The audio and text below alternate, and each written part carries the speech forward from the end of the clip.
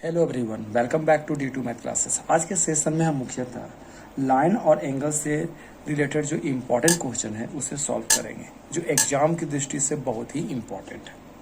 जिसमें पहला क्वेश्चन दिया गया है कि दिए गए चित्र में रेखाएं एक्स वाई, ये जो एक्स वाई है और एम एन है, जो एक दूसरे को बिंदु O पर क्या करती है, प्रतिच्छेद करती है, और एंगल POY जो है वो हमारा 90 डिग्री के बराबर है, और A/B का जो अनुपात है वो 2:3 है। तो हमको इस C का वैल्यू ज्ञात करना है। तो चलिए इसे सॉल्व करते हैं।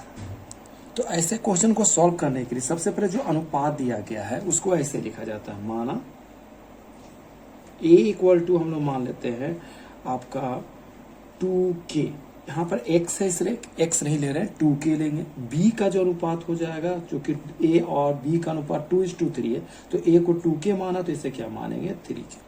ठीक है ना।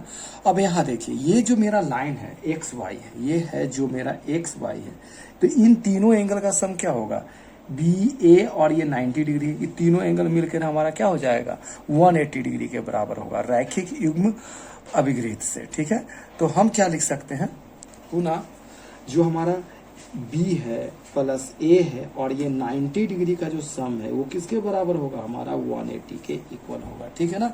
तो B जो है हमारा किसके इक्वल है, 3K के। A जो इक्वल था हमारा 2K के इक्वल था, और ये था 90 डिग्री इज इक्वल टू क्या हुआ, हमारा 180 डिग्री के बराबर हुआ। ठीक है, अब हम क्या लिख सकते हैं, अब इस सभी को ऐड करें तो 3 और 2 मिलकर हमारा क्या आ जाएगा, 5K, और ये 180 था, ये प्लस 90 था, इधर आके हम इसको माइनस भी कर सकते हैं, तो ये हो जाएगा -90। ठीक है ना।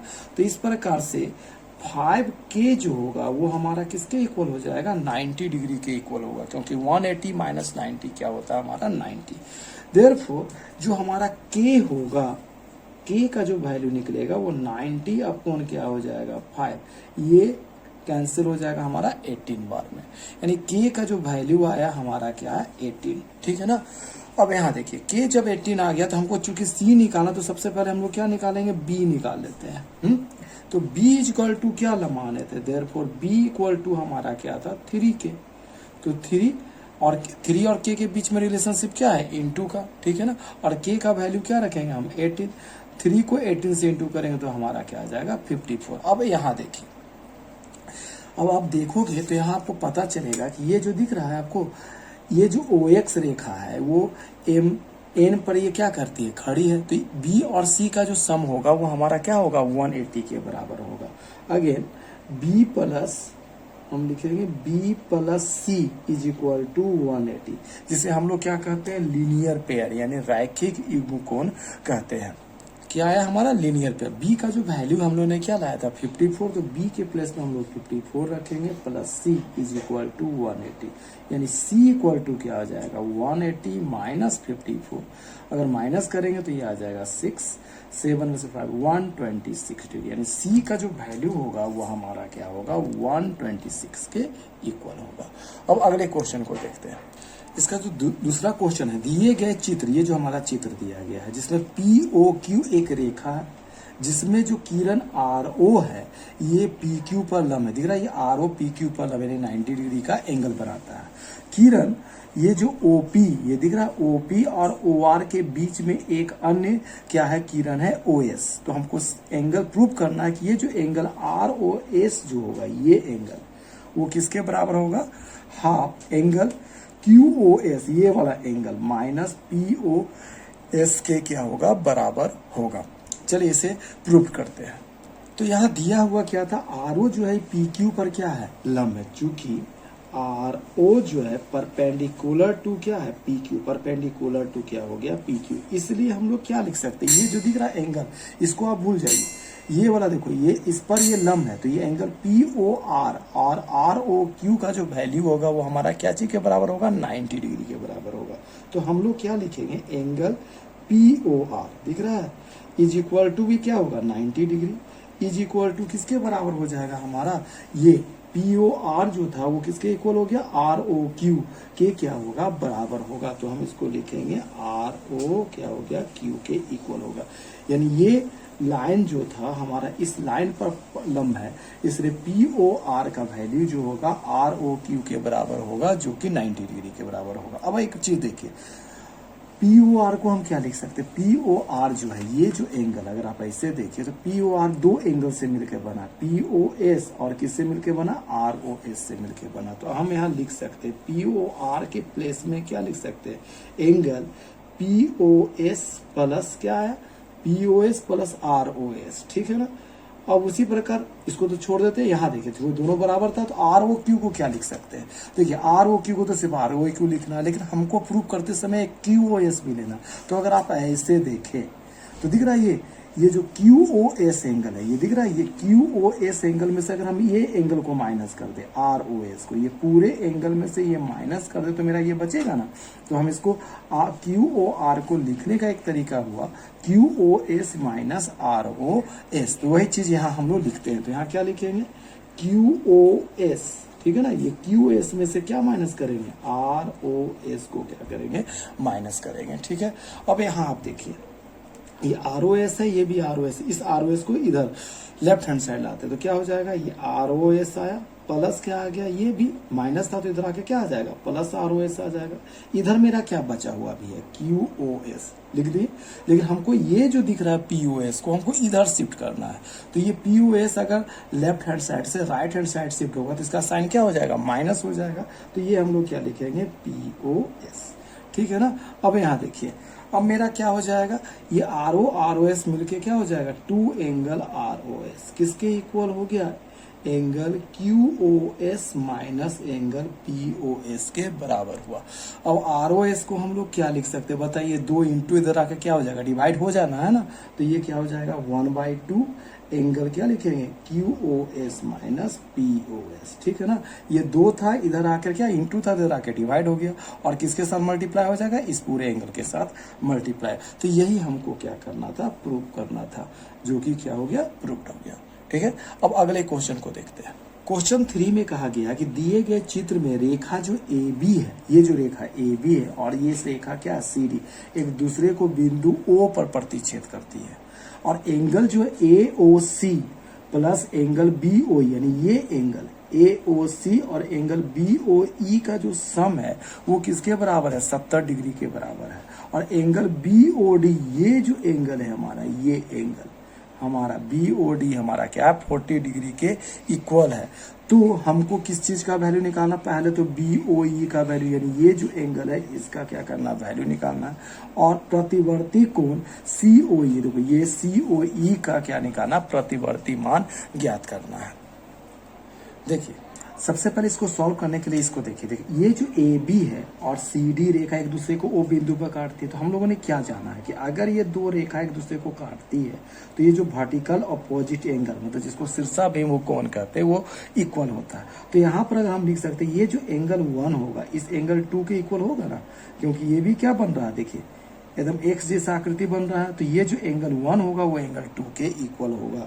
तो यहाँ क्या हो रहा है, यहाँ एंगल जो 2 होगा वो एंगल 1 के बराबर हुआ। ये वर्टिकली अपोजिट एंगल, जिसको हम लोग क्या कहते हैं हिंदी में, शीर्षाभिमुख कोण कहते हैं। लेकिन एंगल 2, एंगल 1 किसके बराबर है, यानी BOD जो है हमारा 40 डिग्री के बराबर है। तो ये जो एंगल 2 हो जाएगा वो हमारा क्या हो जाएगा, 40 डिग्री के क्या हो जाएगा, इक्वल हो जाएगा। तो ये एक भाग तो हम लोग निकाल दिए। लेकिन एक दिया हुआ क्या था मेरा, यहाँ देखिए ये जो BOE है, देखिए AOC और BOE का जो सम है वो 70 डिग्री है। तो AOC को 2 माने, अब हम इसको 3 मान लें तो क्या हो जाएगा, 2 और 3 का सम क्या होगा हमारा, 70 डिग्री के इक्वल होगा। पुनः अगर आप देखें तो angle 2 plus angle 3 is equal to क्या है हमारा, 70 डिग्री।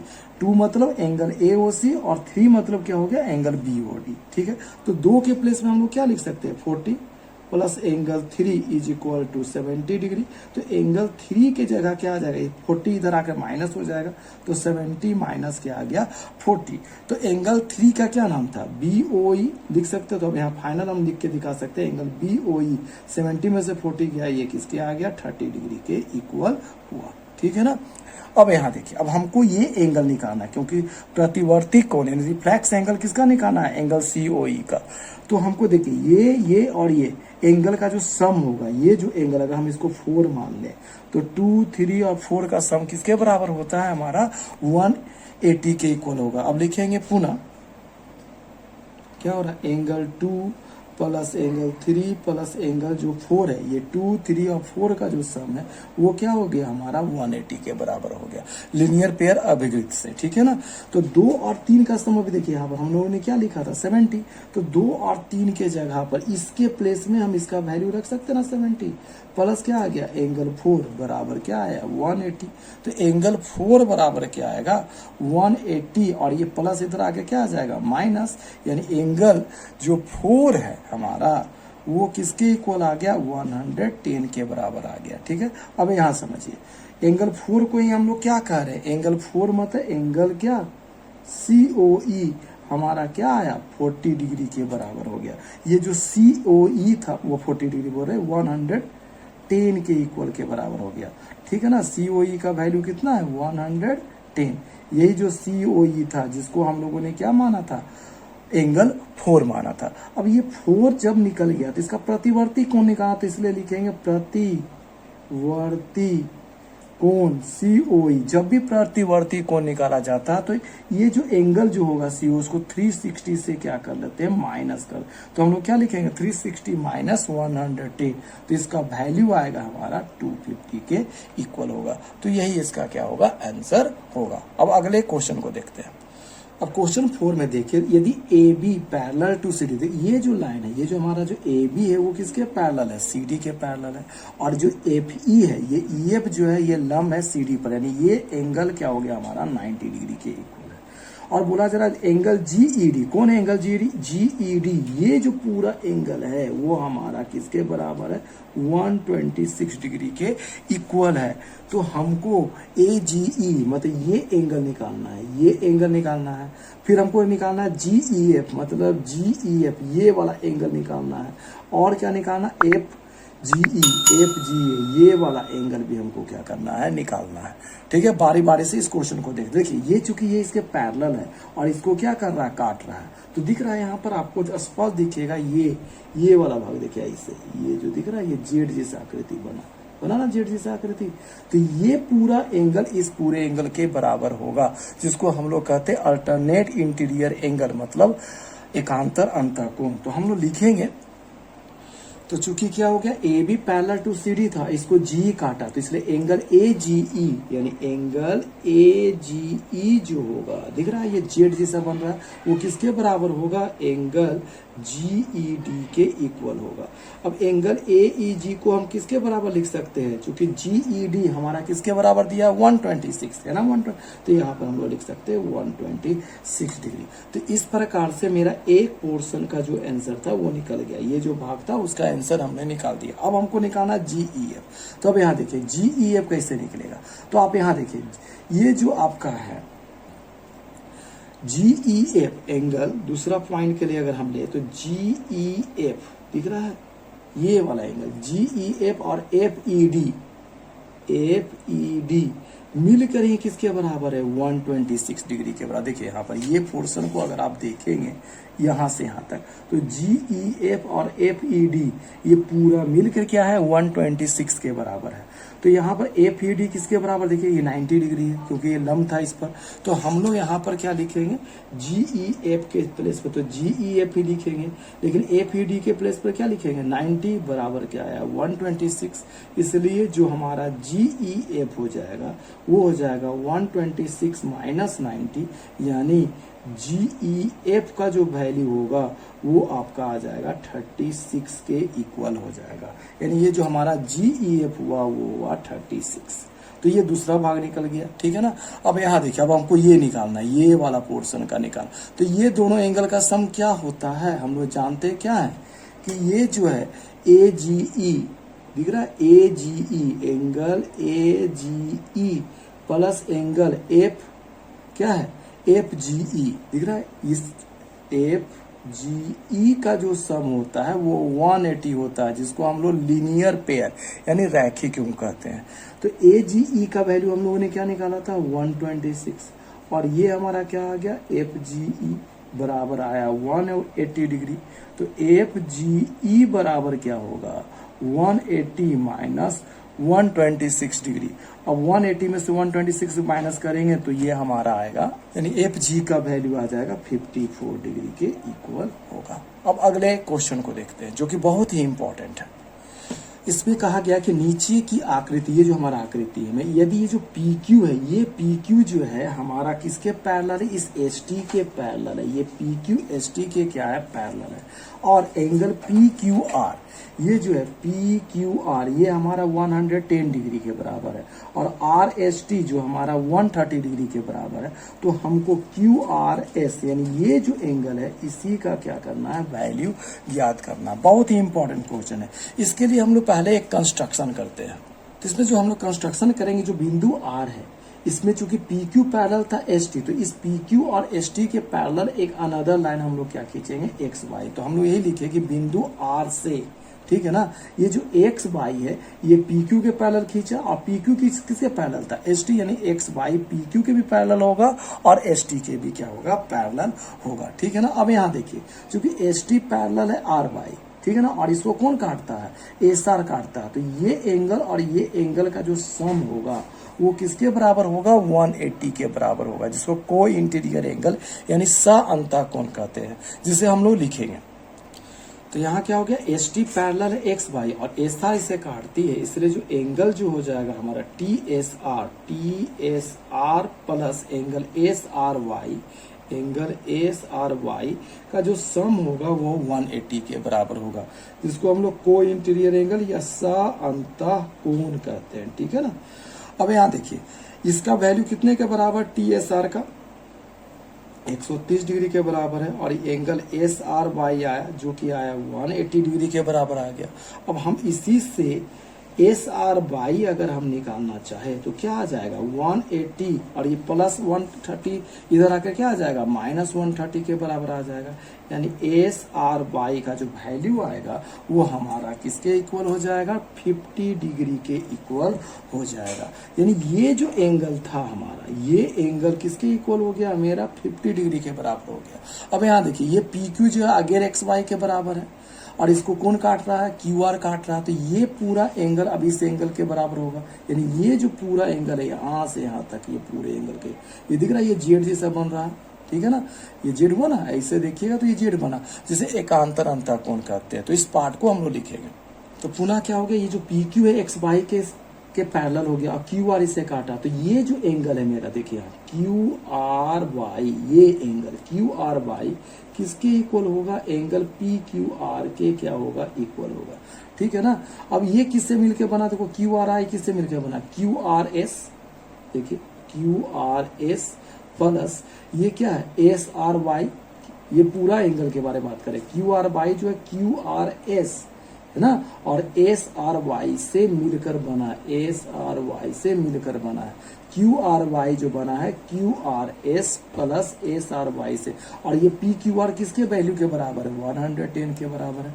अब यहाँ देखिए इसके प्लेस में हम लोग क्या लिख सकते हैं QRS तो हमको निकालना है, तो QRS को QRS रख दिए, लेकिन SRY क्या लाए थे अभी हम देखिए SRY का जो वैल्यू था वो हमारा 50 डिग्री के इक्वल था, तो 110 आया, इसलिए जो हमारा आ जाएगा QRS जो हो जाएगा 110 में से किसको माइनस करेंगे, ये 50 इधर आके माइनस हो जाएगा, तो ये क्या आ जाएगा 60 डिग्री के बराबर होगा।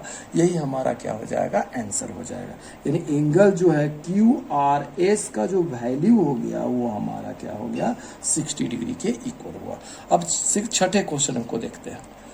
अब इसके छठे क्वेश्चन में देखिए यदि AB जो है पैरेलल, ये लाइन जो है इस लाइन के क्या है पैरेलल है, AB पैरेलल है CD, और एंगल जो है APQ, ये पूरा एंगल क्या है APQ 50 डिग्री के बराबर है, और PRD 127 के बराबर है, तो हमको X और Y का वैल्यू ज्ञात करना है, ठीक है ना। अब इसको देखिए यहाँ पर ये जो है हमारा इस सॉल्यूशन में ले रहे थे, ये AB पैरेलल था किसके SR, इसको ये काटा, तो ये एंगल इस एंगल के इक्वल होगा कि नहीं होगा, तो इसी भाग को हम लोग लिखेंगे।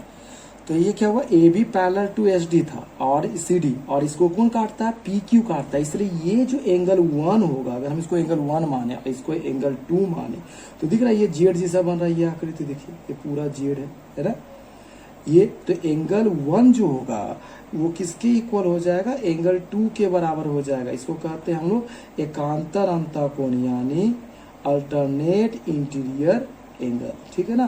तो एंगल 1 को हम तो x माना था, तो x लिए, ठीक है ना। और एंगल 2 किसके इक्वल है, 50 डिग्री के बराबर है। तो एंगल जो हमारा x हो जाएगा वो क्या हो जाएगा, 50 डिग्री के इक्वल होगा।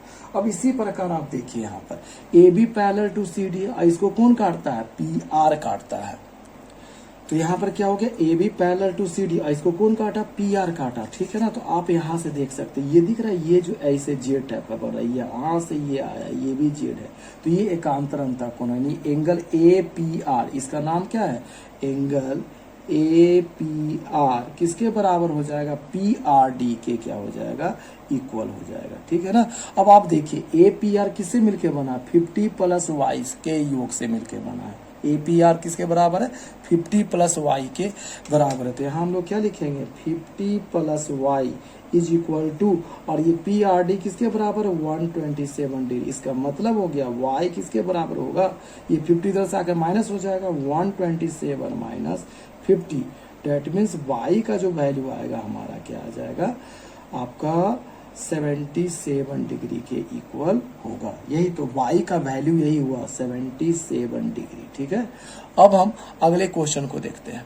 अगला क्वेश्चन भी बहुत इंपॉर्टेंट है, ये सब्जेक्टिव में आता है, ऑब्जेक्टिव में भी इस क्वेश्चन को रेगुलर पूछा जाता है। तो इसमें बोला जा रहा है, ये जो पी क्यू जो है पैरेलल किसके है, आर एस के, और ये जो दिख रहा है आपको एंगल एम एक्स क्यू, मतलब ये पूरा एंगल 135 है, और एम वाई क्या है, आर, ये हमारा 40 डिग्री के बराबर है। तो हमको एक्स एम वाई इसका क्या करना है, वैल्यू ज्ञात करना है। ये जो एंगल है इसी एंगल का वैल्यू ज्ञात करना है। चलिए इसे सॉल्व करते हैं। तो इसे सॉल्व करने के लिए जो बिंदु एम है ना, इस बिंदु एम से हम लोग क्या करें, इस पी क्यू और आर एस के पैरेलल एक लाइन खींचेंगे, ठीक है। तो हम लोगों ने क्या किया, ये जो है ना, ये बिंदु एम से ये जो ए बी है, मान लेते ये ए बी लाइन है, वो किसके पैरेलल खींचा, पी क्यू के। और चूंकि पी क्यू पैरेलल है आर एस के, तो ए बी किसके पैरेलल होगा, आर एस के भी पैरेलल होगा। तो वही चीज हम लोगों ने लिखा, बिंदु एम से ए बी जो है पैरेलल पी क्यू, पैरेलल क्या खींचा, आर एस खींचा। अब यहाँ देखिए, अभी छोटे से भाग को देखिए, पी क्यू जो है पैरेलल है ए बी, और इसको ये क्या करता है, यहाँ पर आप देखेंगे तो एक्स एम क्या करता है, काटता। तो ये दोनों एंगल का जो सम होगा, ये देखो एंगल 1 मान ले, ये एंगल 2 मान ले, किसके बराबर होगा, 180 के बराबर होगा। तो हम लोग डायरेक्ट लिखते हैं कि एंगल 1 और एंगल 2 का सम किसके बराबर है, 180, जिसको हम लोग क्या कहते हैं, साअंतःकोण। तो यहाँ हमारा क्या हुआ, एंगल 1 प्लस एंगल 2 मिलकर क्या हो गया, 180 के बराबर हुआ, जिसको हम लोग कहते हैं साअंतःकोण, ठीक है ना। लेकिन एंगल 1 किसके बराबर है, 135, और एंगल 2 के प्लेस में 120 रखते, 2 ही रखते हैं, और यहाँ क्या आ गया, 180। तो एंगल 2 इक्वल टू क्या होगा, 180, और ये 135 इधर आकर क्या हो जाएगा, माइनस होगा। जिस प्रकार एंगल 2 का जो वैल्यू आएगा वो हमारा क्या आएगा, 45 डिग्री के इक्वल होगा। तो ये जो एंगल 2 है, ये वाला एंगल, ये जो है हमारा एंगल 2 है, ठीक है ना, जो किसके बराबर हो गया, हमारा 45 डिग्री के इक्वल हो गया, ठीक है ना। ये जो दो एंगल था वो 45 डिग्री के इक्वल हो गया।